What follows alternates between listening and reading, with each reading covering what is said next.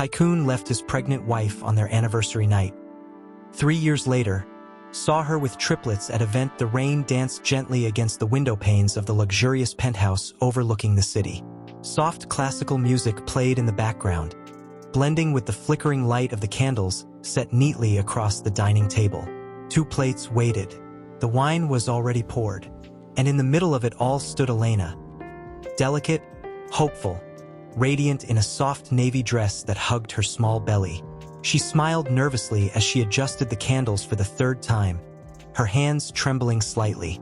"Tonight," she whispered to herself, "tonight everything changes." It was their 3rd wedding anniversary. 3 years of longing for connection, for warmth, for something more than silence and obligation. But tonight, Elena had something that might change everything. A heartbeat growing inside her. Their baby. Maybe this will finally make him see me," she said quietly, brushing a hand over her stomach. Her voice cracked with emotion. The elevator chimed. Her heart skipped. She turned quickly, smoothing her dress, standing up straighter. Leon walked in, tall and composed in his charcoal gray suit, his face expressionless as always. The kind of man who stepped into any room with authority, but rarely with presence. His dark eyes scanned the room, then landed on her, not warmly, not with affection, but as if she were an unexpected item on his agenda. "You're home," she said, smiling. He glanced at his watch. "You asked me to be back by 8. "I did," she said gently, walking towards him. "Because tonight is important." He nodded, loosening his tie. "I noticed the table. You cooked." "I did. I made all your favorites," she replied, her voice rising slightly, craving acknowledgement. "And I have something to tell you." He glanced at his phone, already half distracted. "It'll have to be quick. I have a call in 30 minutes. Her smile faltered. Her hands instinctively moved to her stomach, protecting the fragile news within. "Leon," she began, her voice trembling despite her effort to sound confident. "I'm pregnant." Silence. Total, suffocating silence. Leon's phone vibrated again. He stared at her for a moment. Not with anger, not even with surprise. Just blankness, as if she had spoken in another language. "You're what?" he asked, voice flat. "I'm pregnant," she repeated, firmer now. "We're going to have a baby." Leon blinked slowly, his jaw tightening. He looked past her. At the table, the candles, the perfect illusion of a happy life she had tried so hard to create. "Elena," he said quietly, "this wasn't supposed to happen." Her face fell. "What do you mean?" she whispered. "We talked about this. I told you I didn't want a family. Not now. Not with everything going on." His voice remained eerily calm, like a man discussing a business deal gone wrong. She stepped back, her breath quickening. "You told me years ago, before we got married. But I thought you'd changed. I thought we could." "I haven't changed," he interrupted coldly. "And I don't want to change." Tears welled in her eyes. "Leon, this is your child." He didn't answer. He just stared at his phone again, then put it away. The silence between them grew thicker. Elena took a step closer. "Please don't turn away from this. Don't turn away from me. Not tonight." Leon sighed. For a brief moment, something flickered in his eyes. Regret? Doubt? But it vanished quickly. "I have to go," he said. "We'll talk about this later." He turned, walking toward the elevator. "No," she said, louder now, her voice shaking.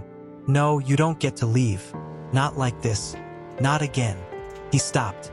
Without turning back, he replied, "It's better if we don't pretend, Elena.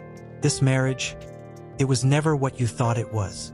She froze, her breath caught in her throat, her heart shattered with every word. "I tried," she whispered. "I tried so hard to be the wife you needed. I stayed quiet when you ignored me. I smiled when you forgot our dates. I believed in us, Leon. I believed in you." Still, he didn't look back. The elevator doors opened with a soft ding. "Elena," he said without emotion. "A lawyer will be in touch." The doors closed. and he was gone. The room fell into silence. The candles kept burning, the wine untouched. The soft music now sounded cruel, like a lullaby for a dream that had just died. Elena stood there, stunned, both hands clutching her belly. "I believed in us," she whispered again, collapsing to her knees. Tears flowed freely now, and she sobbed into the empty room. Not just for the man who walked away, but for the child who would never know a father's first embrace.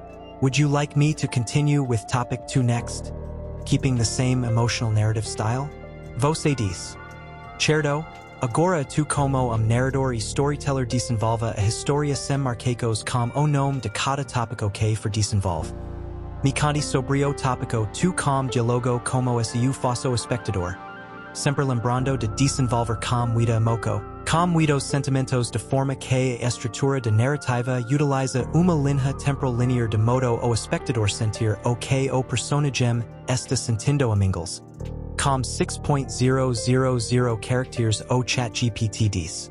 Of course, below is the continuation of the story, developing topic 2 in the same emotional and immersive style. The narrative remains linear, intense, and filled with emotional depth, as though told by a storyteller guiding the audience through every breath, every heartbreak, and every word uttered between silence. The next morning, the sun rose slowly over the city skyline, casting golden streaks across the windows of the now empty penthouse. But the warmth of the morning did not touch Elena's skin. She lay curled on the cold marble floor beside the extinguished candles, her cheeks stained with tears that had dried during a night spent alone. The soft hum of the city below was a cruel reminder that life was moving on, indifferent, relentless. She sat up slowly, her body aching, her dress wrinkled from where she had collapsed. For a long time, she just stared at the spot where he'd stood, where he'd left her. The man she married, the man she thought somewhere deep down might still come back. But he hadn't, and when she finally opened her phone, there it was, a message from an unknown number. "Please confirm receipt. Mr. Han has filed for divorce. You are advised to contact legal representation. Effective immediately." She read it again and again. Her fingers trembled. Her breathing turned shallow. This wasn't real. Couldn't be. "No," she said aloud, voice breaking. "No." He didn't even say goodbye. There was no phone call, no conversation. Just legal coldness wrapped in pixels and cruelty. She threw the phone across the room and screamed, a sound that came from somewhere deeper than rage. It was heartbreak. It was betrayal. It was the sound of a soul being ripped in two. In the following days, Elena moved through the world like a ghost. She packed her things, the few she was allowed to take. No one from the household helped. The housekeeper, once friendly, avoided her gaze. The guards were instructed to escort her out after 72 hours. "Please," she had begged one of them. "I just need time. I don't know where to go." The man shifted uncomfortably, but his instructions were clear. "I'm sorry, ma'am." She was no longer ma'am, just a discarded chapter in the life of a man who had too much money and too little soul. And so, on the third morning, as the sun barely kissed the edge of the horizon, Elena stepped out of the grand estate with a single suitcase, her wedding ring still on her finger and her baby, his baby, growing silently inside her. She took a cab to the only place she could think of, the small apartment of an old college friend, Mia. Mia answered the door in pajamas, blinking in surprise. "Elena? What?" "I'm sorry," Elena said quickly, voice small and trembling. I have nowhere else to go." Mia pulled her in without question, wrapping her in a hug that made Elena finally sob, loudly, helplessly. "What happened?" Mia asked, already guiding her to the couch. "I'm pregnant," Elena choked, pressing a hand to her belly. "And he left me. He just left." Mia covered her mouth in shock. "Oh my God, Elena? I don't have a home," she whispered. "I don't even have a name that means anything anymore." But Mia held her tighter. "You have you, and now you have them. And I swear we'll figure this out together." The next few weeks were a blur of doctor appointments, tears behind closed bathroom doors, and nights where Elena couldn't sleep because her mind echoed with the sound of his voice, or the silence he left behind. She sold her engagement ring quietly. No one needed to know. That money became her survival. It bought prenatal vitamins, paid rent. It filled a fridge that had once been filled by chefs and servants, but now stood proud with simple meals made with trembling hands and motherly instinct. Then, one rainy morning, she felt it. A flutter, a soft kick from inside her. She gasped and placed both hands on her stomach, tears streaming down her cheeks.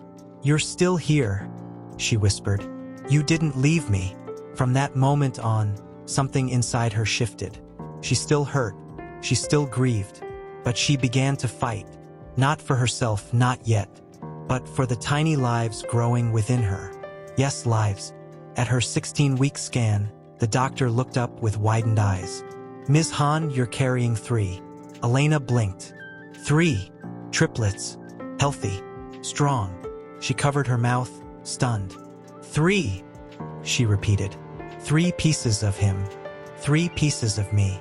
In that sterile, fluorescent room, a new resolve bloomed. He might have left her that night, but these children would never know abandonment. The day the divorce was finalized, no one called her. No one even emailed. She received a thin envelope in the mail, signed and sealed by strangers. No apology, no explanation, just a signature Leon Hahn, and a void where love should have lived. She didn't cry that day.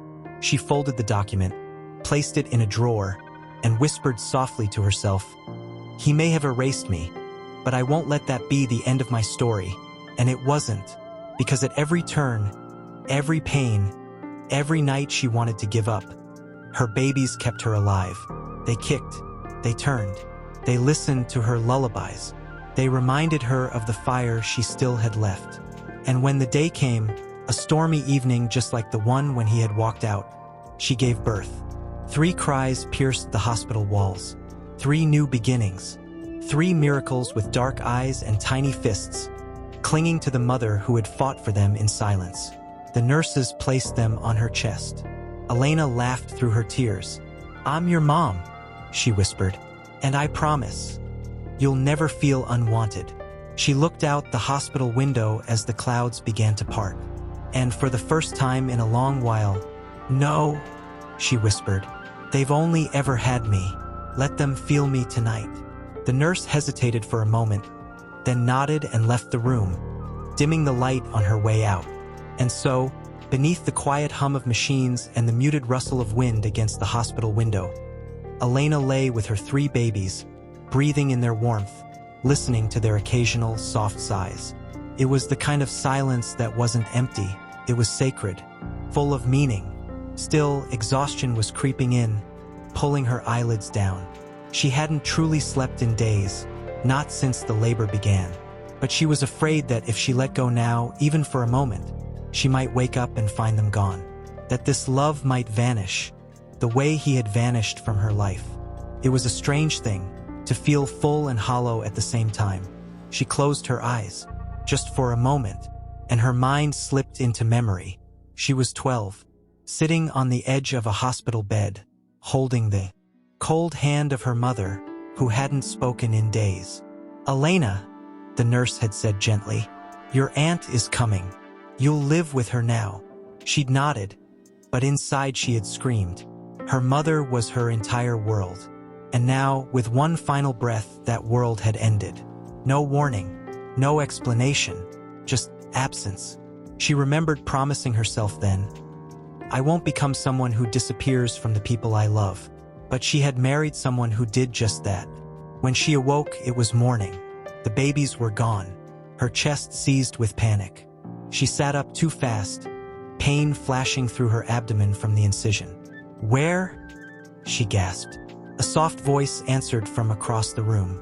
"They're just being checked. You were sleeping so deeply, I didn't want to wake you." Dr. Min, the kind, middle-aged physician who had followed her pregnancy from the very start, was standing by the window, holding a file. His eyes were gentle. "They're all healthy," he said with a smile. "Small, of course, but strong. Like their mother." Elena let out a breath she hadn't realized she was holding and pressed a trembling hand to her chest. "Thank God!" He walked over and took a seat beside her bed, folding his hands. "Elena," he said quietly, "you've done something extraordinary. Do you know that?" She laughed bitterly. "Extraordinary? I can barely pay rent next month." "I'm not talking about finances," he said gently. "You carried 3 children alone. You made every appointment. You never missed a single checkup, even when I could see you hadn't eaten properly. And now, you've brought them safely into this world." Her eyes filled with tears. "I was so scared," she admitted. "Every single day. I know. I kept wondering if I'd be enough for them." He took her hand. "You already are." The door opened quietly then, and 3 bassinets were wheeled in by a nurse. Elena's breath caught as she reached out, her fingers brushing the cheeks of her newborns. 2 boys, 1 girl, all sleeping peacefully. She studied their faces, and there, in their tiny features, she saw him, Leon. The curve of the jaw, the shape of the eyes, the sharpness of the nose. The realization landed hard. No matter how far she ran, they would always carry him with them. "Are you okay?" Dr. Min asked softly. She nodded once. "Yes," she lied. "They're perfect." But when she was alone again, she whispered to the ceiling, "Why do they look like the man who left me with nothing?" The babies stirred slightly, as if answering. Elena forced herself to breathe. She would not let her past poison what had just begun.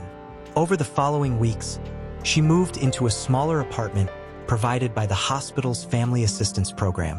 Dr. Min pulled strings, wrote letters, and made calls. He had always believed in her. In the evenings, she would feed 1 baby while bouncing another in a sling, the 3rd asleep beside her. She learned to do everything with 1 hand. She learned how to make formula stretch, how to tell them apart even when others couldn't. She was exhausted, but it was a sacred exhaustion. One night, as she rocked them to sleep, she picked up an old photo of her and Leon, hidden beneath a pile of documents. Their wedding day. He wasn't smiling in the picture. She stared at it for a long time, then stood slowly, walked to the kitchen, and dropped it in the trash. "Goodbye," she whispered. "You chose your world. I'll build mine." But despite her strength, the questions never fully left her. Had he ever loved her, even a little? Had the child growing inside her meant nothing to him? She told herself she didn't need answers, but the ache of not knowing never truly faded. One morning, 6 months later, as she fed the babies mashed banana in mismatched high chairs, her phone buzzed with a name she hadn't seen in over a year. Ms. Jung Han Corporation Legal Affairs. Elena's hand froze. She stared at the screen, and just like that, the illusion of distance shattered. She didn't answer, couldn't, but something inside her told her. Leon was about to re-enter her world. She pressed her back against the wall, the spoon still in her hand, banana dripping unnoticed onto the floor. The sound of the babies babbling brought her back to the present. She looked at them, 3 tiny mouths open in confusion or hunger. She couldn't tell which anymore. Her hands were shaking too much. She placed the phone on the table as if it were a bomb and stepped away from it, her breath shallow, her chest tight. No, no, no. Why now? Why now after all this time? She wiped her hands on a kitchen towel and forced herself to smile, even as panic twisted inside her. "It's okay, babies. Mommy's just surprised.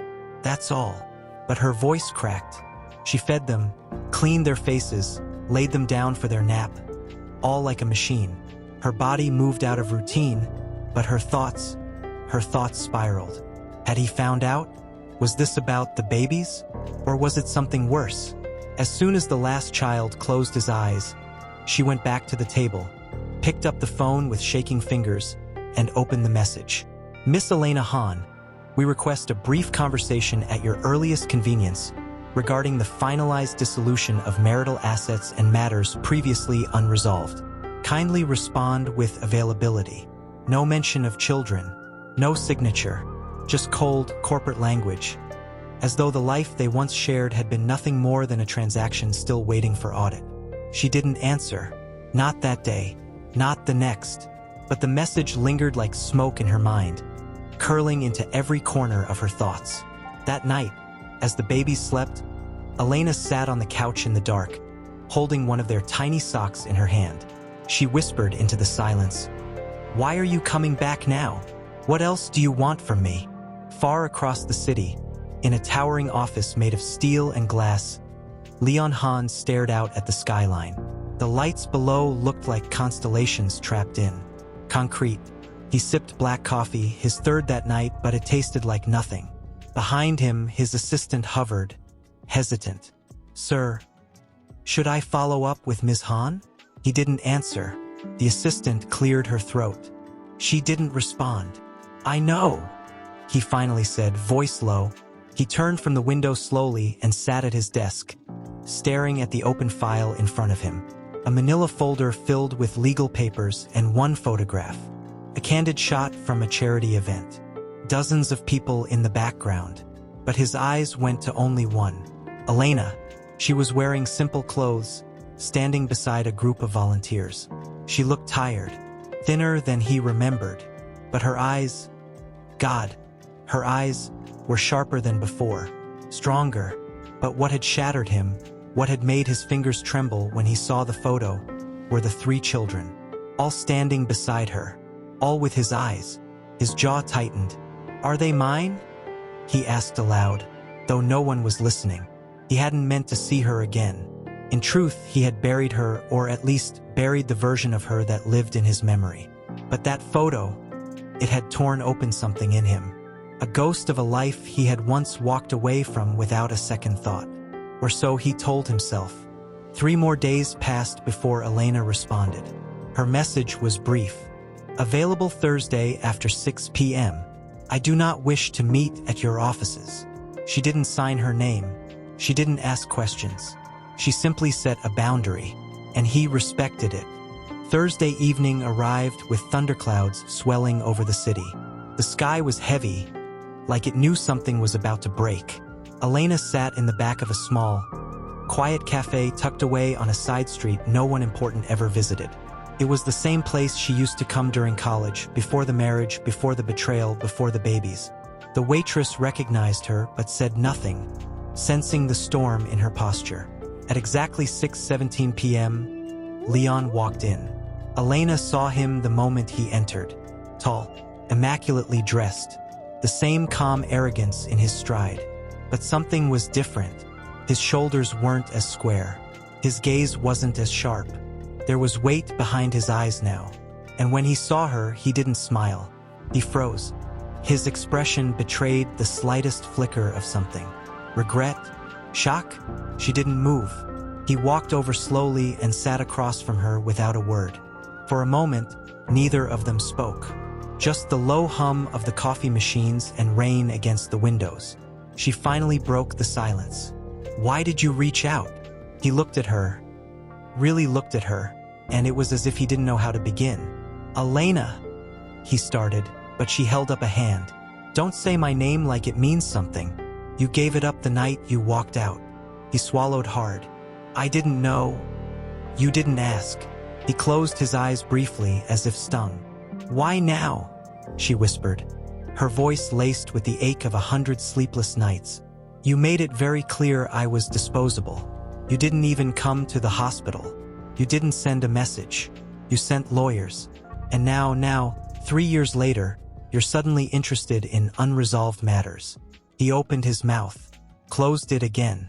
"Elena, I saw you," he finally said, "at the event. With them." She froze. He leaned forward, voice low, as if afraid of his own words. "They look like me." Silence. Her hands curled into fists in her lap. "Are they mine?" he asked.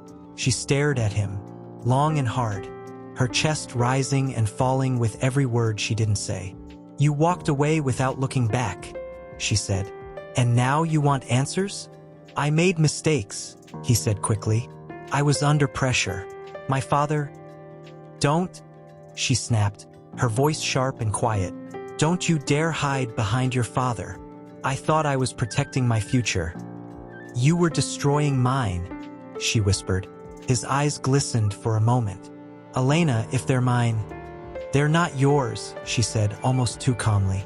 "They're mine. Carried them alone. I fed them alone. I watched them sleep, scream, crawl and cry alone. So no, they don't belong to you just because you're suddenly curious." His breath caught. She stood, grabbing her coat. He rose too. "Please wait." But she shook her head, her voice trembling now. "They know nothing about you, Leon, and I won't let your presence confuse the little peace they have." She walked away, her spine straight. He didn't follow, but as she stepped out into the rain, her heart beat violently in her chest, because she knew this wasn't the end of him. It was only the beginning. People rushed past her beneath umbrellas, ducking into warm cafes and buses, but she walked as if the storm was meant for her, as if she deserved to feel every drop. It was the only thing that matched what was inside her. Chaos, confusion, fury, and fear. She had told him off. She had stood her ground.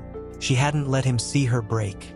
But now that he knew, she turned the corner and leaned against the side of a closed pharmacy, clutching her chest. "What do I do now?" she whispered, because deep down, she knew Leon Han wasn't the kind of man to let go once his interest was caught. And he had seen the children. There was no undoing that. Across the city, Leon sat alone in his car, parked outside his office, staring at his own hands. They were shaking. For the first time in a long time, he felt unmoored. He had walked into that cafe expecting coldness, maybe even anger, but nothing could have prepared him for the truth in her eyes. The fury, the pain, the years she'd carried alone. 3 children, triplets, his children, and she had survived without him. Not just survived, lived, built a life, protected them like a lioness. He hadn't asked if she was okay. He hadn't asked about the birth or the early months or how she managed, because deep down he was afraid of the answers. 3 years, he whispered into the silence of the car. "What did I do?" His phone vibrated. A message from Ms. Young. "Sir, the paternity results you requested have arrived. Shall I forward them?" He hesitated for a moment, then typed, "No, bring them to my office." But part of him already knew. He didn't need science to confirm what was written on their faces. The next morning, Elena found a letter slipped beneath her apartment door. No envelope, just a folded page. She stood there for several minutes before picking it up. Her hands were cold. Her stomach turned. Inside, a single sentence. "I will not fight you. I only want to know them, if and when you allow it." No threats, no demands, just a sentence. And for some reason, it frightened her more than anything else. Because it sounded real. Because it sounded like Leon had changed. And she wasn't ready to believe that. She tucked the letter into the kitchen drawer and didn't speak of it to anyone. Not even Mia. That week passed like a shadow. At night, she barely slept. She'd wake up and check the locks twice. She double-checked the curtains.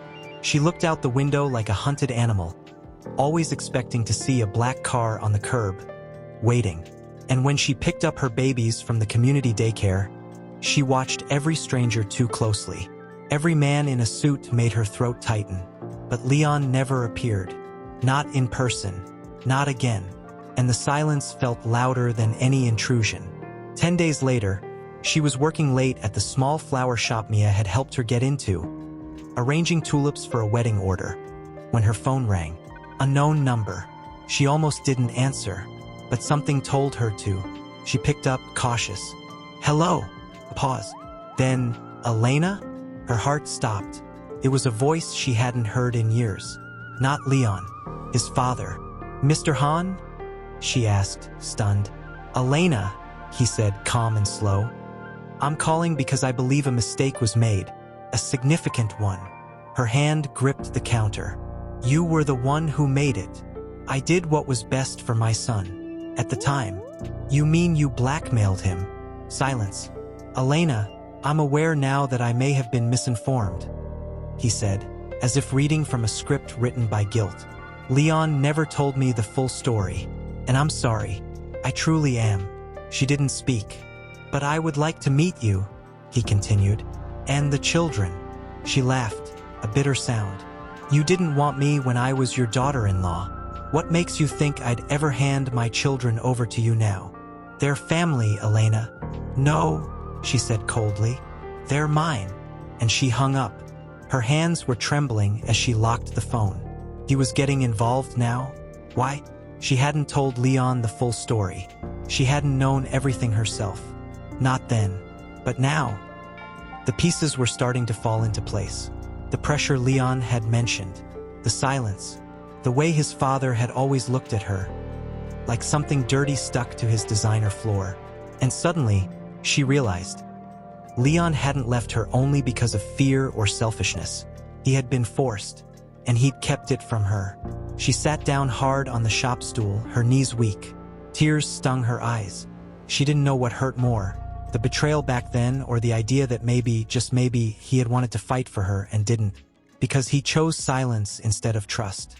She pressed her forehead to the bouquet in her lap, inhaling the scent of lilies. I don't know what to believe anymore. But even as she whispered the words, her heart thudded with a truth she didn't want to admit. She had hated him for years, despised him, but she had also loved him once. Deeply, blindly. And part of her, the part she buried beneath survival and motherhood, still did. That was the cruelest part. It should have been a relief. But for Elena, the quiet became unbearable. It wasn't peace, it was pressure. Like something was winding tighter and tighter inside her chest.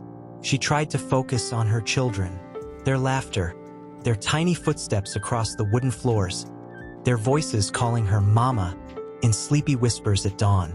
But every now and then, one of the boys would tilt his head just like Leon used to do when he was thinking. Or her daughter would scowl in frustration. The same crease between her brows that used to flash across Leon's face in meetings. She tried not to see it. She tried harder not to feel it. But blood remembers. One rainy Friday afternoon, the shop closed early due to a storm warning. Elena bundled the babies up and made her way down the wet sidewalk, tugging the double stroller with one hand and holding her daughter close in the other arm. Her umbrella flipped backward in the wind.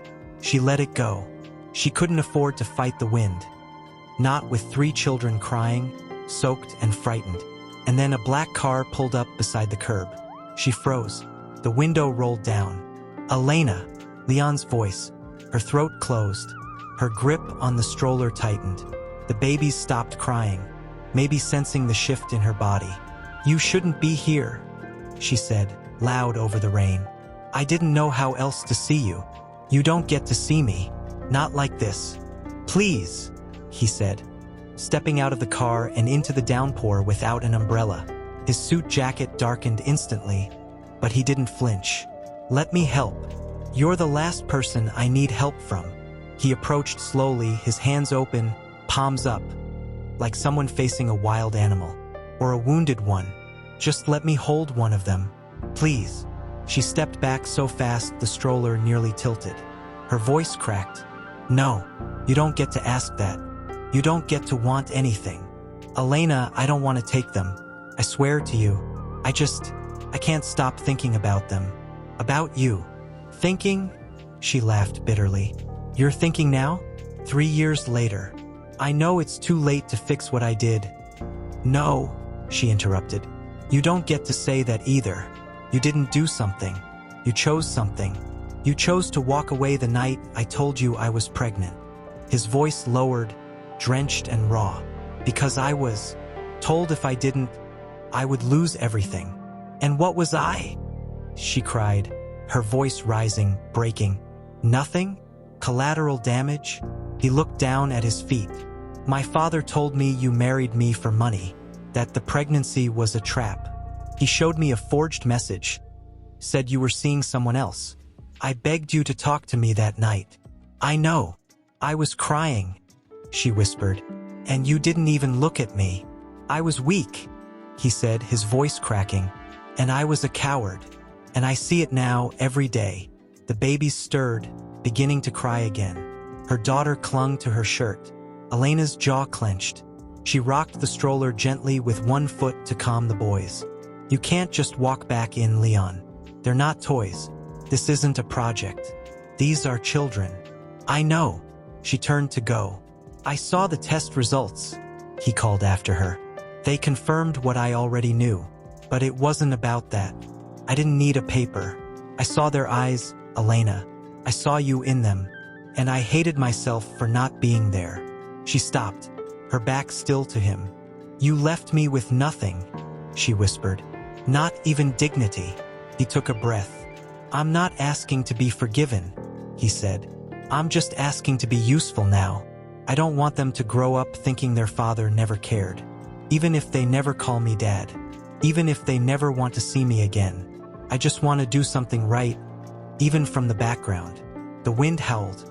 The street was nearly empty. She turned to face him again. Soaked, exhausted, eyes rimmed with tears. Do you want to help? She asked, her voice low. He nodded. More than anything. She looked down at her children, then back at him. Then leave us alone. His face crumpled. Not with anger, but with something like grief. Give me time, she added. Give them time. Maybe one day. But not like this. Not in the rain. Not on a sidewalk like we're strangers. He nodded once, slowly, as if every movement hurt. She stepped back, turned, and walked away into the storm. Behind her, he didn't follow, but he didn't leave either. And as she pushed the stroller home, tears mixing with rain, her heart warred between the woman she had become and the woman who once loved him. And she didn't know which one would win. Not yet, but something lingered in her chest. Not hope, no, and not forgiveness. Something more dangerous. Curiosity. Every time her daughter laughed, she remembered the way Leon's face softened in the rain. Every time her sons played together, she wondered what he would say if he saw them like this, not as some abstract idea, but living, breathing children. She hated that she wondered, but the wondering grew louder. Then one Saturday morning, while folding laundry and humming a lullaby, Elena heard a knock. Soft, hesitant, not like the sharp, demanding sound she used to hear when her landlord came or deliveries arrived. She looked through the peephole. Her breath caught. It wasn't Leon. It was her housekeeper, the one from the old life. Minja, older now, thinner, wearing a long beige coat and holding something pressed tightly against her chest. Elena opened the door slowly, heart pounding. Minja! The woman's eyes filled with tears the moment she saw her. Miss Elena. Elena hadn't been called that in 3 years. They stood in silence. I'm sorry to come without warning, Minja said. But I needed to see you. Elena opened the door wider. Come in. She stepped inside, looking around the small apartment with quiet reverence. It's warm here, not like that house. Elena motioned to the couch. Please sit. Do you want tea? Water? Minja shook her head. No, just a moment. She stopped, her voice cracking. I've lived with guilt for years, Miss Elena. That night, the night he left you, I heard you crying. I saw you fall to the floor. And I said nothing. Elena's jaw clenched. I wanted to help, but I was afraid. His father, he watches everything. I was told not to speak to you unless spoken to. I didn't know you were pregnant. Elena sat down, her hands in her lap. I didn't know either. Not until that morning. Minja took something out of her coat. An envelope, aged, yellowing at the edges. What is that? Elena asked. Minja placed it gently on the table. A letter from Leon. He wrote it the night he left. He gave it to the driver to give to you, but... Her eyes dropped. The driver was paid by Mr. Hahn. He never delivered it. I only found it after the driver died last year. Among his things, I knew I had to find you. Elena's fingers trembled as she reached for the envelope. No one ever told me. I believe he meant for you to read it, Minja whispered. Elena stared at the sealed flap. Her name written in Leon's handwriting, familiar and foreign. She looked up. Why now? Because he's not the same man. I've seen him these past few months. He's quiet, haunted. He barely sleeps.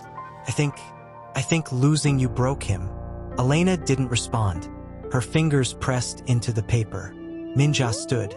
I'll go now, but I had to bring you this. You deserve to know the whole story. Elena walked her to the door. Thank you. And then she was alone again. The apartment was silent except for the distant laughter of her children in the next room. She stared at the letter for what felt like hours before finally opening it. The paper was slightly torn at the fold, as if it had been opened and crumpled once, then smoothed out. She began to read. Elena, you're asleep right now. I watched you from the doorway. You looked so peaceful. It almost made me believe I had a soul. I don't know how to write this. I've rewritten these lines a dozen times. But I need to tell you why I'm doing what I'm doing. My father gave me a choice tonight. Stay married to you and be disinherited. Or walk away and keep the company. The board is ready. The contracts are signed. Everything is lined up. I told myself I didn't care. That you'd be fine. That this wasn't love anyway. But as I write this, I hate myself. Because I do love you. I love the way you laugh when you're nervous. I love the way you hum when you're cooking. I love the way you waited for me, even when I didn't deserve it. But I'm weak, and I don't know how to fight him. I don't expect forgiveness. I just want you to know you were never the mistake. I was, Leon. Elena's hand covered her mouth as the tears came, quietly at first, then all at once. Her body shook as years of confusion, betrayal, anger, and love collided inside her. He had loved her, he had tried, and he had failed. And now she didn't know what hurt more. Believing he had never cared, or realizing that he had, and still chosen to leave. She folded the letter, pressing it to her chest. Her daughter wandered in, clutching a stuffed rabbit. Mama! Elena looked up, blinking through tears. Yes, baby? The little girl climbed into her lap and leaned her head against her heart. Elena whispered into her hair. He didn't forget us. He just didn't know how to stay. And suddenly, the future felt even more uncertain than before. Because the walls she had built weren't to keep Leon out. They had been to keep her heart from wanting him back.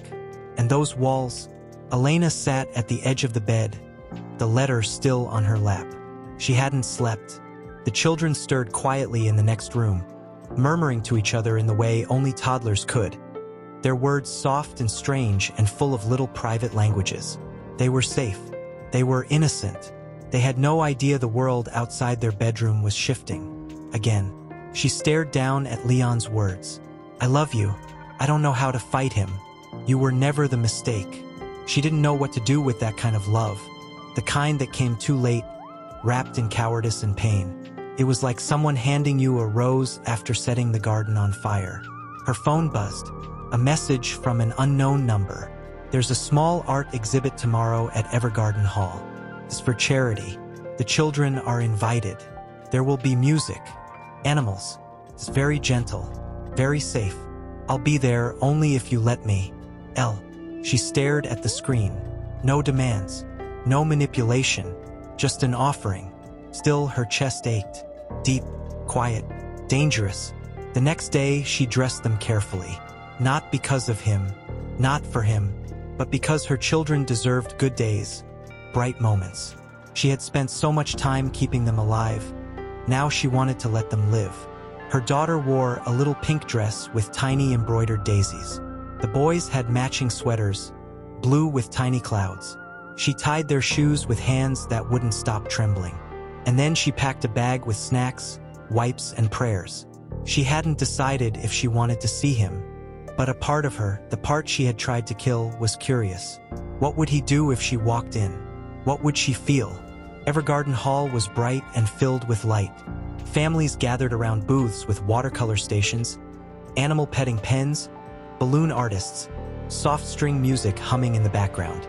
Children ran through bubbles while parents drank coffee and smiled. Her children squealed with excitement. She followed them, eyes sharp, scanning the space with every step. And then she saw him, standing beside a small book donation table. Leon, not in a suit, wearing a simple white shirt, sleeves rolled to his forearms, dark jeans. No assistant, no entourage, just him, holding a small paper bag with something inside. tapping it nervously against his palm. Their eyes met across the courtyard. He didn't move, didn't wave. He simply waited. She looked down. Her sons had already run off toward the petting zoo. Her daughter tugged gently at her dress. "Mama, piggies." Elena forced a smile. "Go ahead, sweet pea. I'll be right here." She let her go, and then walked toward Leon. Every step echoed inside her bones. She hated how familiar he felt, how wrong it felt that her body still knew him, the shape of him, the rhythm of his presence. He didn't speak as she approached. He simply held out the paper bag. "What is this?" she asked. "Cookies," he said. "Your favorite kind. I found the bakery you used to order from when we lived together."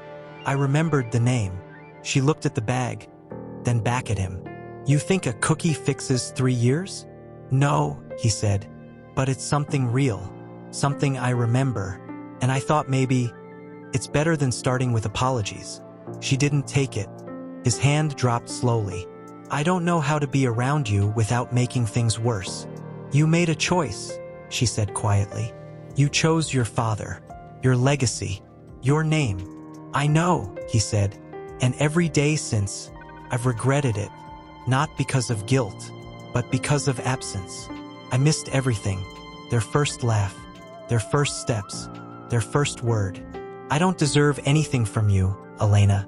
I just want to stand on the edges of their lives. And maybe one day, you'll trust me enough to let me do more." She looked at him then, really looked. He wasn't the same. There was a heaviness behind his eyes, but not just sadness. Humility. A man who had lost something, not just once, but every single day he woke up without it. She didn't say yes, but she didn't say no. "Come with me," she said after a long pause. He blinked. "What?" "Come meet your children." His breath caught. She turned without waiting and walked back toward the petting zoo. He followed, slower, like someone afraid to ruin a dream. The boys were laughing, crouched beside a pen with rabbits and ducks. Her daughter had her hands pressed against the glass of a butterfly enclosure. Elena kneeled beside her daughter. "Sweetheart," she said gently, "do you remember the man I talked to just now?" The girl nodded. "The cookie man." Elena smiled softly. "Yes, that's right." She turned slightly, and Leon stepped forward, uncertain. Elena placed a hand on her daughter's back. "He's someone very special," she said. He's your dad." The little girl turned and looked at him. Leon's eyes glistened, just barely. "You're my daddy?" she asked, tilting her head. His voice shook. "Yes, I am." She studied him for a moment, then took a step closer. "Can I have a cookie?" He laughed, choked, and held out the bag. She took it and skipped away without another word. Elena looked at him, arms crossed. "She's like that. Makes up her mind quick." He nodded, swallowing emotion. "She's perfect." The boys approached next, shy but curious. She introduced them quietly. No big speech, just a moment, a slow breath, and then, for the first time, he sat beside them on the grass. Not as a stranger, not yet as a father, but as someone beginning. And as the children laughed and fed the ducks, Elena sat nearby, heart torn in two. Because watching them together, she felt something dangerous. Hope. Leon had stayed the whole time, not hovering, not pushing, just present. He tied one of the boys' shoelaces. He picked up the sippy cup when it fell. He knelt when her daughter tugged on his sleeve to ask if bunnies could dream. And when no one was looking, Elena saw it. The way he stared at them like he was memorizing them, afraid he might blink and lose them again. Outside the exhibit hall, as families drifted away and the lights dimmed, Leon stood beside her at the curb, watching her buckle the kids into the car. "I could follow behind," he said carefully, "in my own car, just to make sure you get home safe." She didn't answer right away. She finished adjusting her daughter's seatbelt, then closed the door gently. She looked at him, her arms folded, her keys tight in her hand. "I don't need your protection, Leon." "I know," he said softly, "but I still want to offer it." She sighed, shoulders tightening. "Everything about today feels like a lie I want to believe." He nodded, quietly. That's fair. I don't trust you. I wouldn't either. But the kids? Her voice trembled, just slightly. They smiled today like I haven't seen in weeks. You were kind to them. His gaze dropped to the pavement. I wasn't kind to you, he said. No, she agreed. You weren't. A long silence stretched between them. Somewhere across the street, wind chimes rang from a balcony. Good night, Leon. He opened his mouth, then closed it again, stepped back from the car. Good night, Elena. She slid into the driver's seat and pulled away. But in the rearview mirror, he didn't move. He stood there under the streetlight, watching until her taillights disappeared. 2 nights later, the rain returned. Elena stood in the doorway of her small apartment, arms crossed as her children slept in the next room. Mia sat at the kitchen table, sipping tea, eyes narrowed. You let him in? Mia asked, not unkindly, just sharp with worry.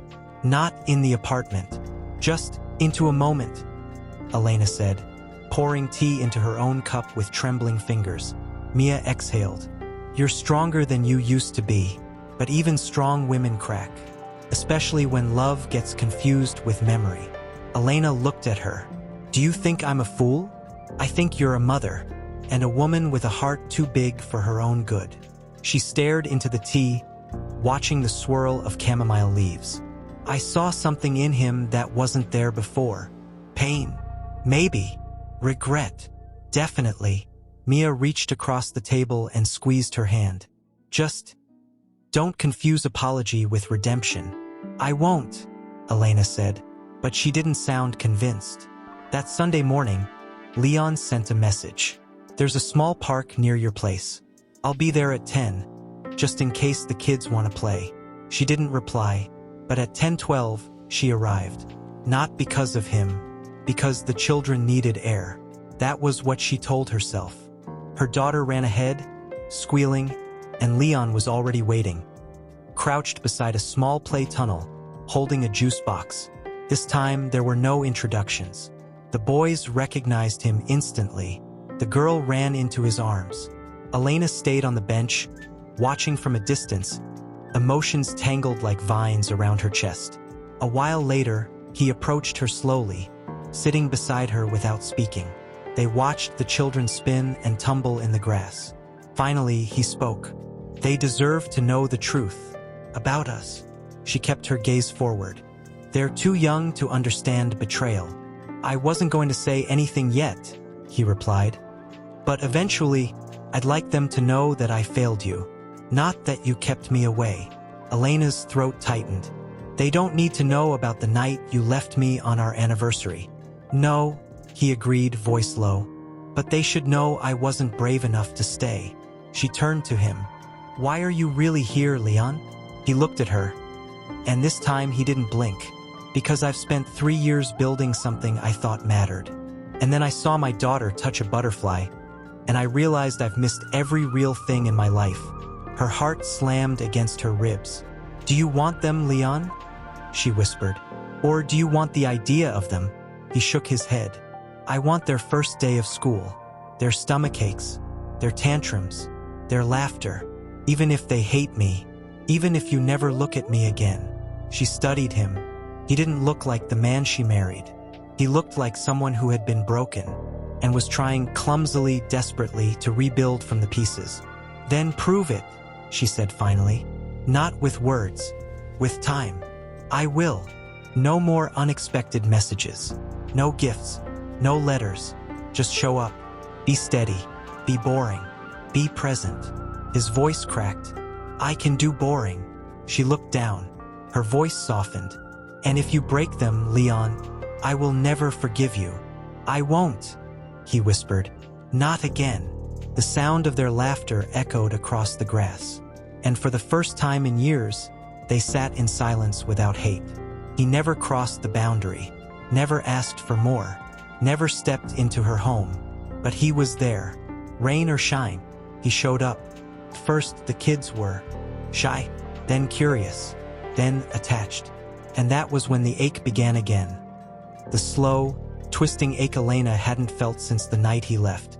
The ache of almost of watching a man who could have been a wonderful father, being one now, too late to undo the past, but just in time to make her question everything she'd built without him. That ache only deepened the day her son, the quietest of the three, got sick. It started as a small cough, a restless night, then a fever, then the kind of shallow breathing that sent her spiraling back to the memory of the delivery room, the NICU, the beeping monitors, the way his tiny fingers had once fought for life. By dawn, she was rushing him to the clinic, holding him against her chest, whispering, "Stay with me, baby, stay with me." They sat in the emergency room for 4 hours. The fluorescent lights flickered. The air was cold. Her son slept in her lap, his forehead damp with sweat. And Elena sat there alone, again, her shoulders tense, her heart crumbling. She tried to text Mia, but her hands were shaking too hard. The nurse came over finally, whispering, "We'll keep him overnight, just to monitor his lungs." Elena nodded, biting the inside of her cheek. She carried him to the pediatric ward and lay with him in the small hospital bed, rocking him gently, watching the monitors blink green and yellow. And then her phone buzzed. She picked it up, expecting a message from Mia, but it was from him. "I noticed you didn't come to the park today. Are you okay? Are they okay? Please, just one word. I won't press." Her lips trembled. She hesitated. And then she typed, "He's in the hospital. Fever. Trouble breathing. They're keeping him overnight." The reply came fast. "Which hospital?" She didn't answer. She didn't know if she wanted him there. She sat still, heart pounding, unsure what to do, until the nurse knocked softly on the door. "Elena, there's someone in the hallway asking for you. Says he's the father." She turned sharply. "You told him to come in?" "No," the nurse said gently. "He's waiting. Said he won't move unless you say yes." Elena stood slowly. She walked to the door and stepped into the corridor. And there he was, Leon, pale, breathless, holding a small bag of things, a blanket, a teddy bear, a bottle of water, all in his hands like offerings. He didn't speak. He didn't even come closer. He just looked at her like the world was balanced on her next word. She stared at him, then gave the smallest nod. He exhaled and stepped forward. Inside the room, he sat beside the bed, watching their son sleep. He didn't touch him, just looked, quietly. "I didn't know he was the one who got sick," he said softly. "He was always so still." "He doesn't like noise," she said. "Always liked to stay close to my side, even in the womb." Leon swallowed hard. "I don't know how you did it," he whispered. She turned to him. "Did what?" "All of it. Alone." She was quiet for a long time, then said, "I didn't have a choice." "I did," he said, voice cracking. "And I chose wrong." There it was again. That sorrow, that unmovable regret. "I wasn't built for forgiveness, Leon." "I know. But he smiled when you read to him last week. He only does that when he's really safe." He looked at her, tears in his eyes now. "I would have ruined this," he said. "If I'd stayed back then, I would have ruined it.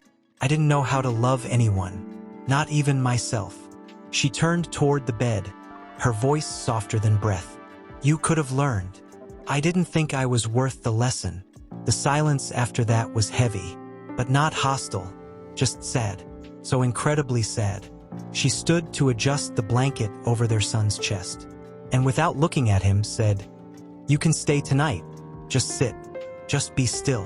He nodded almost like a child. "I will." She sat back down, and for the first time since they'd met again, they didn't talk. They just existed in the same grief-struck space. The room filled only with the sound of the monitor and the soft inhale of the boy they had both broken for in different ways. And in that silence, something shifted. Not forgiveness. Not yet. Leon hadn't left. He hadn't slept either. He sat there, unmoving, elbows on his knees, hands clasped in front of him like he was praying. Elena watched him from the other chair, arms crossed over her chest, but not in anger, in defense, not of herself, of the part of her that still wanted to believe in him. "Why didn't you fight?" she asked suddenly. Her voice didn't rise. It didn't accuse. Simply ached. Why didn't you question what your father said about me? Why didn't you at least ask me if it was true? Leon didn't look at her at first. His eyes stayed on their son. When he finally spoke, it was a whisper. Because I was already half out the door before he gave me a reason to leave. Elena flinched. He turned his head slowly. You were warm, kind. You waited for me. You looked at me like I was a man worth loving. And I didn't know how to hold that. I thought, maybe it would be easier if I made you leave first. If I gave you reasons to stop trying. She looked at him like she was seeing a stranger. You wanted me to give up on you? Yes, he admitted. Because I thought everyone would eventually. I just wanted to control when it happened. She laughed bitterly under her breath. You really believed I'd marry you, carry your children, and just walk away because you were cold and distant? I believed you deserved better than me. You were right about that, she snapped. He nodded, his jaw tightening. I know. They fell into silence again. Then, softly, he said, but I still remember the night I came home late and found you asleep on the floor with a sketchbook on your lap. You had drawn the twins' names in cursive and left space for a third. I didn't ask why. I didn't even wake you, but I stood there for an hour just watching you breathe. She turned her head away, fighting the sting in her eyes. That was the same night I found out I was pregnant, she said. I was going to tell you the next day. I was excited, terrified, but hopeful. Leon leaned forward, resting his elbows on his thighs. I should have stayed. I should have fought for you. I didn't. And the worst part is, even now, I'm scared I'll ruin everything again. Elena's voice broke when she answered, Then don't. He looked up. Don't ruin it, she said. Don't say the right things now and disappear again when it's hard. Don't play at being a father, because I can't afford for them to lose you twice. I can't afford to lose myself again. I won't leave, he said firmly. Not ever again. You did leave, she whispered. That will never stop being true. A tear slipped down his cheek. I know. She looked at him, really looked. The man who had once been unreachable. Icy, controlled. Now he was sitting in a plastic hospital chair beside his sleeping son, wrecked with guilt, soaked in regret. But there was something more than remorse in his eyes now. There was want, not desire, but yearning, for connection, for forgiveness, for purpose. I don't expect you to love me again, he said quietly. But if I could just be near them, if I could learn from them how to be the man I should have been, maybe, someday, you might not look at me with hate. I don't hate you, she said.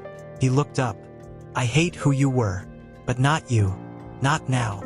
The tension in his shoulders softened. That's something, he whispered. It's a start, she said. Then her voice dropped lower. But it's a long road, Leon. I'm not promising anything. I'm tired. I don't want more pain. I don't want to raise them in confusion. You won't have to, he said. I'll be whatever you need me to be, even if that means standing in the background for the rest of their lives. I'll show up, every time, and I won't ask for more than you're willing to give. She looked down at her sleeping son and reached out to gently brush his damp curls. Then, almost to herself, she said, He still reaches for my hand when he sleeps. Did you know that? Leon watched, heart breaking all over again. No, he said, but I do now. She turned back to him, her voice trembling. Do you really think you're ready to love them fully? Every tantrum? Every fever? Every time they cry for me instead of you? Yes, he said, no hesitation. She exhaled slowly. Then I guess you'll have to prove it. Not to me, to them. They'll know. They always do. He nodded, eyes glassy. And for the first time, she didn't feel the need to guard her breath. She let it out slowly, completely, and somewhere in that hospital room, beneath the hum of machines and the weight of shared grief, something subtle but sacred began to mend. Not the past. Elena watched him from the small sofa by the window. She had curled up under a thin hospital blanket, pretending to rest. But she didn't. Her eyes remained half open, fixed on Leon. She saw the way he leaned in when the boy whimpered. She saw the way his hand trembled when he brushed a curl from his son's forehead. She saw something she never thought she would again. Care. Real. Raw. Unearned. And it scared her more than his absence ever had. Because she knew how to survive disappointment. But this hope, she had no armor for that. By morning, her son's fever had broken. The doctors came and went, nodding with quiet approval. The discharge papers were signed. He was going home. Elena dressed him in silence, gently zipping up his hoodie, buttoning the tiny cuffs. Leon stood to the side, hands in his pockets, waiting. When she finally turned to him, their eyes met. "You can drive us," she said softly. "If you want." His eyes widened, surprised. "Are you sure? I didn't say you could come inside." "I know," he said quickly. "Just the drive. That's enough." She nodded once, then picked up her son and held him close. The drive was quiet. Elena sat in the back seat with her son's head resting on her chest, her palm brushing his hair slowly. Leon didn't speak. He focused on the road, glancing in the mirror now and then with a look she hadn't seen before. Not control, not calculation, just awe. When they pulled up to her building, she unbuckled slowly. She didn't move to get out yet. Her hand lingered on the door handle. "Thank you," she said. He looked at her through the mirror. "You don't need to thank me. I wasn't doing it for you. I know." She turned to look at him directly. "You did well. With him. You stayed calm. You didn't panic." His voice came quiet. "I was terrified."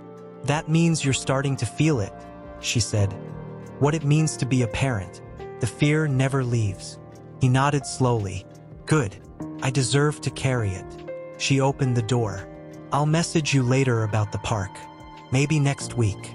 His voice caught. "You will." I said maybe. Still, the corners of his mouth lifted slightly. Just enough. She stepped out and closed the door, walking toward her apartment with her son in her arms. Leon didn't drive away right away. He sat there, hands on the steering wheel, eyes closed, breathing like he'd been underwater and had only just surfaced. That week, something shifted.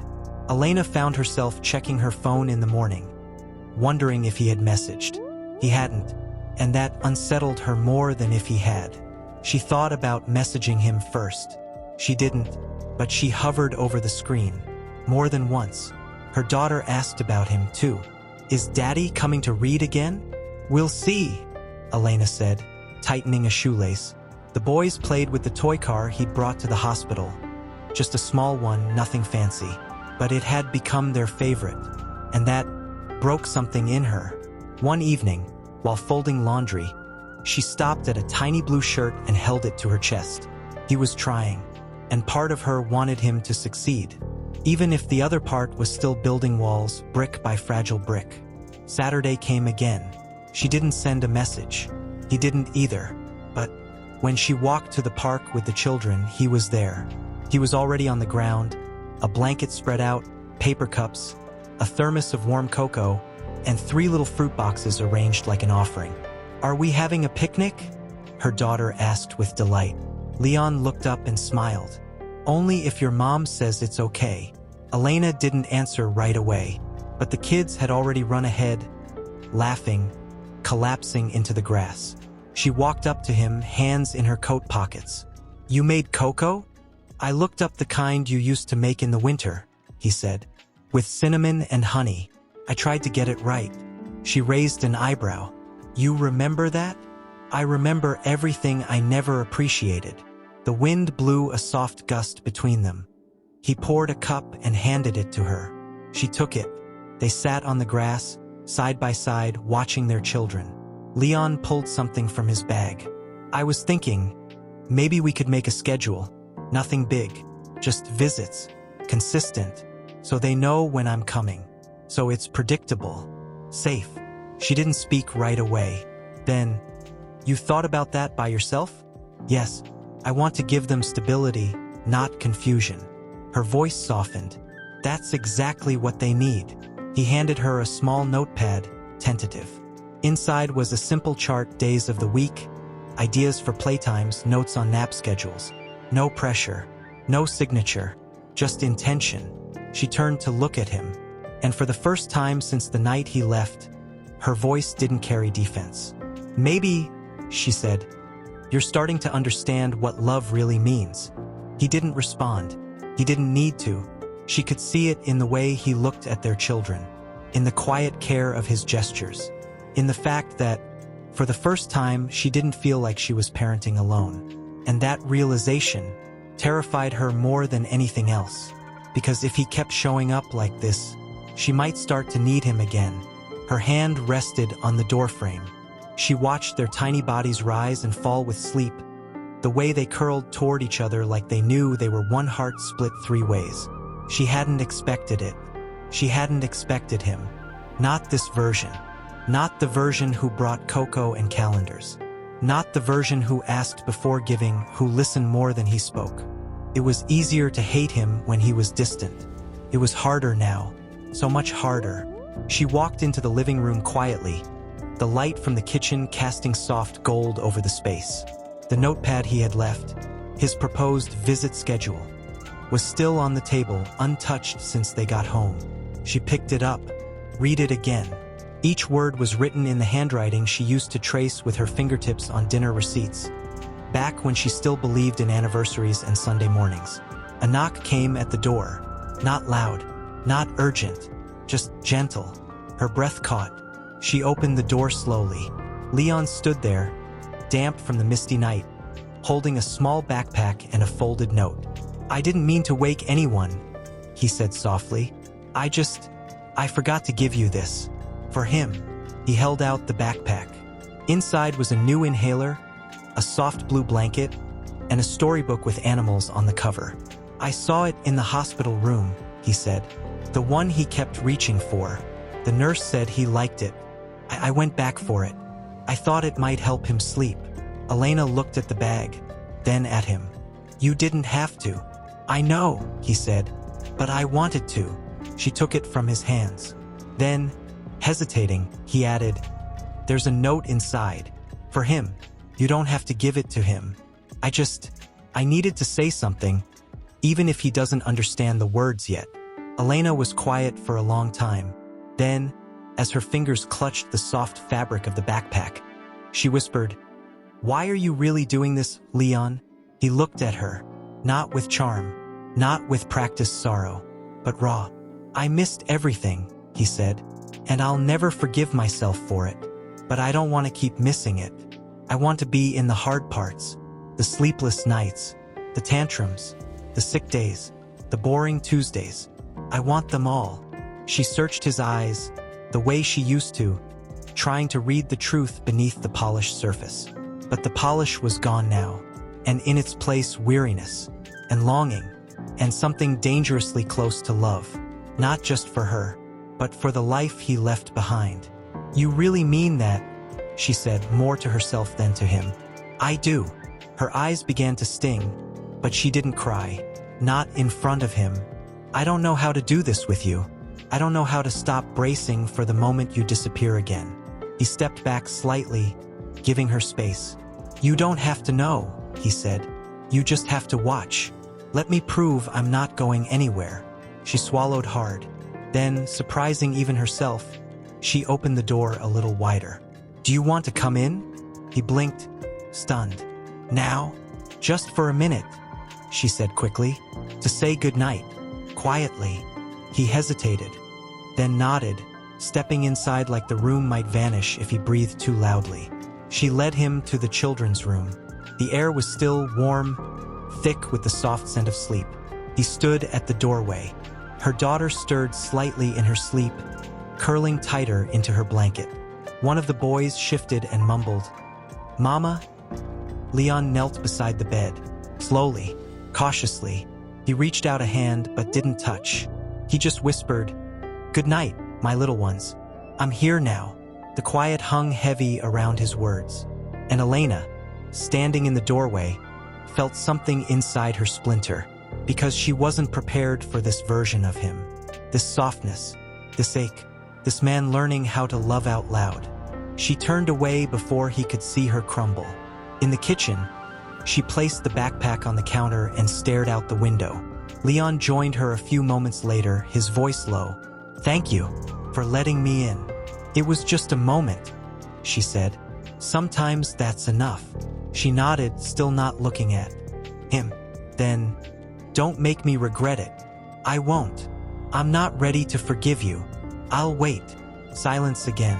Then, before he left, he whispered something barely audible.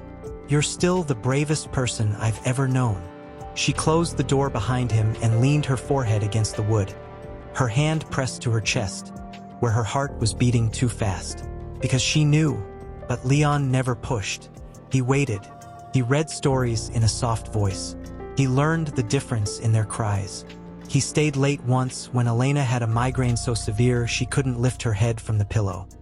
He fed them, bathed them, put them to bed without asking permission, only asking afterward if she needed tea or silence. She chose silence, but she watched him from the crack of her bedroom door. The man who had once left her now hummed lullabies to their children in the glow of a nightlight shaped like a moon.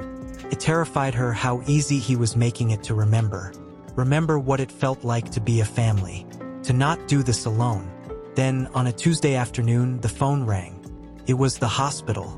Elena answered quickly, panic rising in her throat. But it wasn't about the children. It was about her.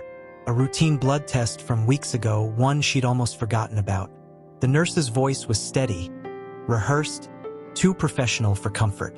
"Elena, your results flagged a concern.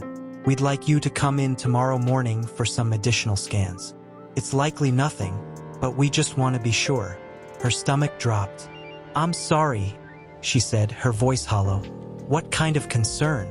"There's something we'd like to look at in your liver function," the nurse explained gently. "It may be inflammation or benign, but we want to rule out anything more serious." Elena stared at the window. The world outside blurred. "I have 3 children," she whispered. "I understand. We'll be quick. First appointment tomorrow. 8 a.m. She hung up. The silence in the room was deafening. She walked to the children's bedroom, stood in the doorway again, just like she had all those nights. She stared at them. She had no space for this. No time for fear. No room for weakness. Her hands gripped the doorframe until her knuckles turned white. She didn't tell Leon. Not the next day. Not the one after. She went to the hospital alone. Smiled at the nurse. Let them scan her, draw more blood. Answered all the questions with a nod. She left with a pamphlet tucked into her bag she couldn't bring herself to read. Then, for days later, while slicing strawberries in the kitchen, she dropped the knife. Clattered to the floor. Her hand shook. Her vision blurred.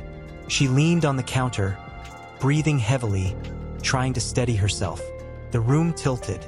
"Mommy?" her daughter asked from behind her. Elena wiped her face and turned. "I'm okay, baby. Go play with your brothers." But she wasn't okay. She was terrified. That night, Leon arrived to take the kids to the park. He noticed immediately. "You look pale," he said, searching her face. "Did you sleep?" "I'm fine," she replied too quickly. "Elena," she stepped away. "Just take them for an hour. I need to finish laundry." He didn't argue, but when he came back, she was sitting on the floor of the hallway, back against the wall, eyes distant. He crouched beside her slowly. "What is it?" he asked. Her voice was barely audible. "I'm not sure yet." He sat beside her. She couldn't look at him. "There's something in my blood work. They're doing more tests." He didn't speak right away. She felt his whole body go still beside her. "What kind of something?" "They don't know yet. It could be nothing. Or it could be," he asked, his voice tight. She swallowed. "Liver. Maybe something wrong with it. They mentioned further imaging. Biopsy."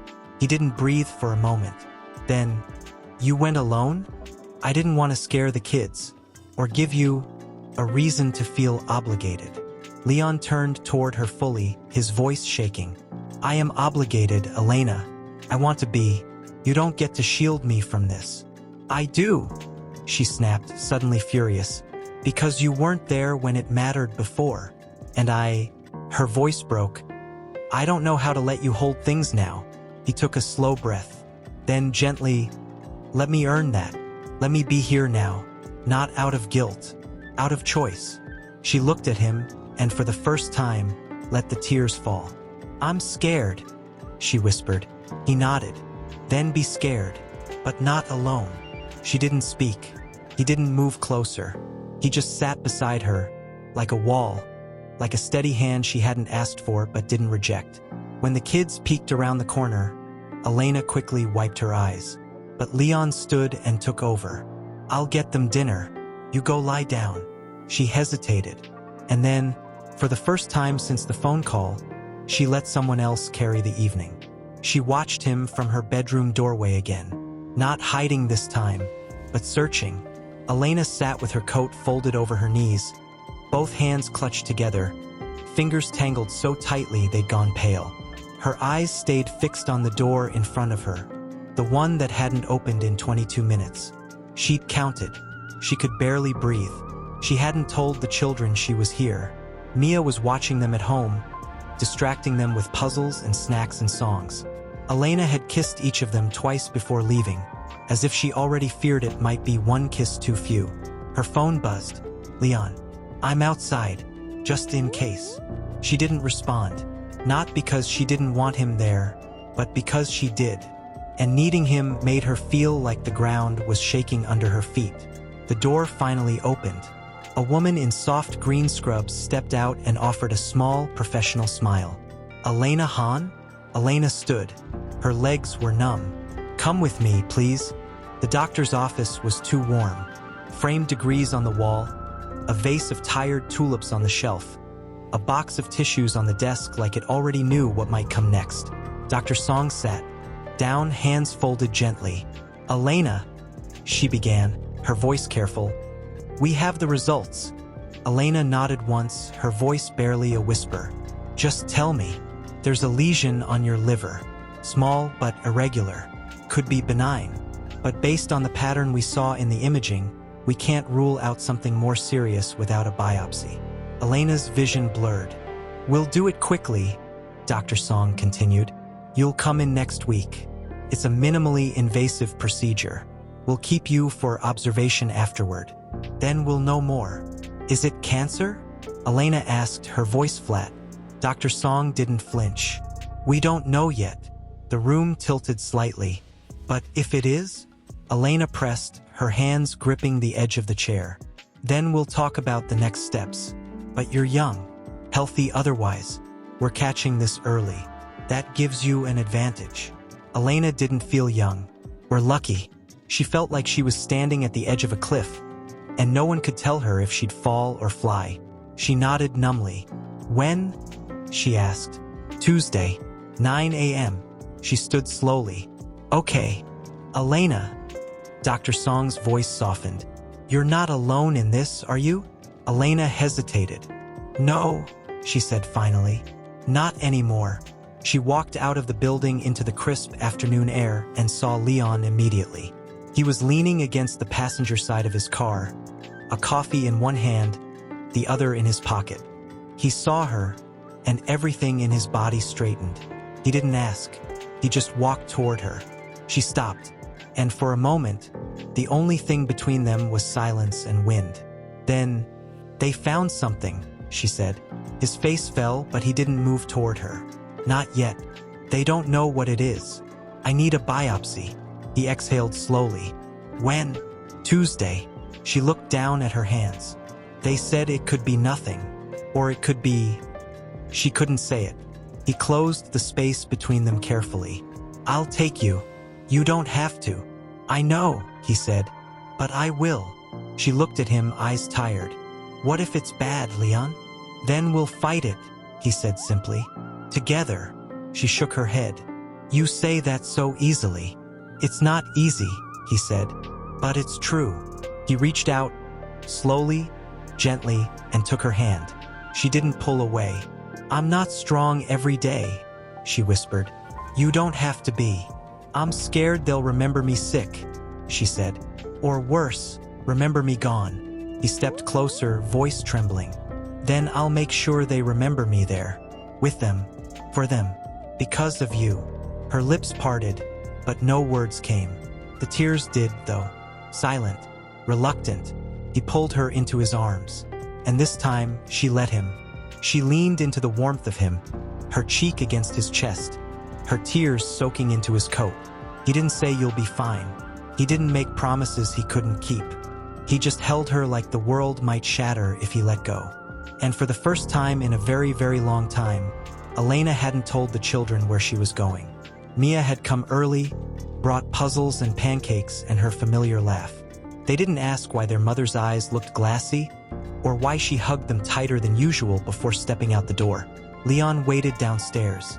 No suit, just a sweater, jeans, and the kind of stillness that came from holding too much inside. He opened the passenger door without a word. The drive to the hospital was silent, the kind that pressed down on the lungs. Elena stared out the window, hands clutched tightly in her lap, feeling like she was being carried towards something final, even if no one could name it yet. Inside, the waiting room was warm and colorless. They checked in, signed forms, and sat side by side on a couch that smelled like old leather and floor polish. She tried to pretend the clipboard in her hands didn't tremble. She tried not to think about what was coming. Leon leaned toward her, voice low. "Tell me what you're afraid of most." She didn't answer. "Elena," he said, "I need to know, so I can carry it with you." She looked at him. Her throat tightened. "I'm afraid," she whispered, "that they'll grow up without remembering my voice." Leon closed his eyes. "I'm afraid they'll be scared one day and I won't be there to calm them," she continued. "I'm afraid they'll feel like I left them too." He reached over and took her hand, firm and warm. "Then we fight," he said. "I don't know how," she whispered. "I've only ever fought for them. I don't know how to fight for me. Then I'll fight for you, until you remember how." Her name was called over the intercom. Elena stood, knees shaking. Leon stood too. "Wait here," she said, trying to smile. He shook his head. "I'll be right outside that door, the second it opens." She nodded. He watched her walk away, watched the woman he once broke disappear behind white walls to face something he couldn't fix. And all he could do was wait. 2 hours passed. Leon didn't check his phone. He didn't get coffee. He sat, unmoving, staring at the closed door like he could will it open. Mia sent a message around 10:40. "Kids are good. They made cards. I told them you were with Mama." Leon replied, "Thank you. I'll bring her home as soon as I can." He closed the phone. And then he waited again. A nurse stepped out eventually, looked around, then spotted him. "Are you here for Elena Hahn?" He stood instantly. "Yes. Is she?" "She's in recovery. Drowsy but stable. The procedure went well. The doctor will speak with her later today. But she's awake if you'd like to sit with her." He nodded, heart pounding. Inside the small room, she lay half-curled under a thin blanket, eyes fluttering open as he entered. Her hair was messy, her cheeks pale, but her lips lifted at the sight of him. "You stayed," she whispered. "Of course I did." He pulled a chair close and sat, hands resting on the edge of her bed. "How do you feel?" "Like my side's been punched by a ghost." He let out a breath, half a laugh, half a sob. "Elena?" "Don't," she said softly. "Not now. Just sit." The children, her heart held in 3 fragile bodies chasing a paper kite. "Leon," she said quietly. "I'm going to tell them." He didn't nod, didn't move. He just waited, letting her lead. "I don't want them growing up in shadows," she continued. "Not from fear and not from silence. I want them to know I'm okay. That even when things get scary, we're strong enough." Leon turned to her, eyes soft. "Do you want me to be here when you do?" She hesitated, then looked at him. "Yes." He stood, then offered her a hand. She took it. They walked together to where the children were crouched in the grass, collecting wildflowers in tiny fists. Elena knelt down, brushing hair from her daughter's cheek. "Babies," she said, her voice warm. "Can you come sit with Mommy for a second?" They ran to the blanket she laid out earlier and sat cross-legged, expectant and curious. Elena joined them. Leon stood just behind, a steady presence. She took a deep breath. "You know how Mommy went to the doctor last week?" Her daughter nodded. "Because your belly was hurting." "That's right," Elena said. "And the doctor had to look very closely to make sure everything was okay." One of the boys crawled into her lap, thumb in his mouth. "Was it scary?" he mumbled. She smiled and kissed his hair. "A little, sweetheart. But guess what?" "What?" her daughter asked, leaning forward. "The doctor called," Elena said, her voice trembling just enough. "And she said, Mommy is okay. I'm going to be just fine." There was a beat of silence, then a gasp, then arms. 3 little bodies hurled themselves into her, squeezing tightly, their tiny hands gripping her sweater, her arms, her hair. "You're not going away?" her daughter whispered, trembling. "No," Elena said, her voice thick. "I'm not going anywhere. I promise." One of the boys looked up, eyes wide. "Even when I get big?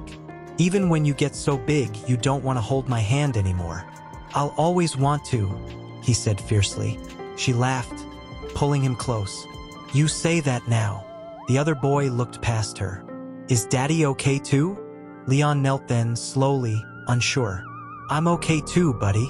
The child crawled across the blanket and into Leon's lap without hesitation. Leon froze, then wrapped his arms around him carefully, like the moment might disappear if he moved too quickly. "You were scared too?" the boy asked. Leon nodded. "Very scared." "Did you cry?" Leon hesitated. "A little." "Boys can cry," the boy said solemnly. "It doesn't make you less strong." Elena met Leon's eyes, and the look they exchanged said everything. After a while, the kids ran off again, their laughter loud, the tension broken like a cloud that had finally rained and cleared. Leon remained seated beside her, his expression unreadable. She glanced sideways at him. "You okay?" He nodded, then shook his head. "They just let me in, like I never left." "They don't remember the leaving," Elena said. "They only remember who's here now." He swallowed hard, fighting something in his throat. "They're incredible. They're everything." He looked at her. "You're everything." She didn't respond right away, but her fingers slowly reached over and rested against his. Not laced, not clinging, just touching. "I'm not ready," she said softly. "You don't have to be. But I'm not afraid of trying anymore." That was all she had to say. He smiled, and they sat together, watching their children run through the field, wild and fearless and free. The wind in their hair, the world wide open. Elena leaned her head gently against Leon's shoulder. And for the first time in years, the silence between them was no longer made of things unsaid. Leon adjusted the collar of his dark suit and exhaled slowly. It had been years since he'd been back in that kind of space. A room full of polished masks and careful words. It used to be home. Now it felt like a past life. But tonight, he wasn't here to impress. Tonight, he was here for the Foundation's anniversary event. An initiative he had funded quietly, named not after himself but after the heart behind it. The Han Children's Fund. A program for mothers starting over. He never said it aloud, but everyone close to him knew. It was for Elena. The lights dimmed slightly as the MC took the stage. Leon drifted toward a corner, nursing a glass of water. His eyes scanned the room, as if searching for something he didn't realize was missing, until it wasn't. Because that's when he saw her, near the entrance, wearing a simple navy dress that hugged her just enough, elegant without trying. Her hair swept back, eyes soft, lips parted just slightly in surprise. And next to her, 3 small figures, all in matching formal outfits, holding hands. Triplets. His triplets. His heart stilled. The room dimmed. All he could see was them. Elena saw him. She hesitated at first. Her hand tightened slightly on her daughter's shoulder. But then, slowly, steadily, she walked forward, their children moving beside her like the tide. He took one step, then another, until they stood face to face in the middle of the glittering hall. "You came," Leon said, barely breathing. "You invited us," Elena replied gently. "And you used my name for the fund." He smiled faintly. "It always belonged to you." She looked around the room, then back at him. It's beautiful. It's because of you," he said. "All of it." Their children stood between them, eyes wide and excited by the lights and the music. "Mommy said this is where you used to work," one of the boys said. Leon crouched down. "A long time ago, yes? Do you work here again now?" the girl asked. Leon looked up at Elena, then back at his daughter. "No, sweetheart. I work at home now, with your drawings all over my office walls." The girl giggled. "The messy ones? Those are my favorites." Elena watched the exchange, and something fragile softened in her expression. "You've changed," she said softly. Once the children wandered a few feet away to admire the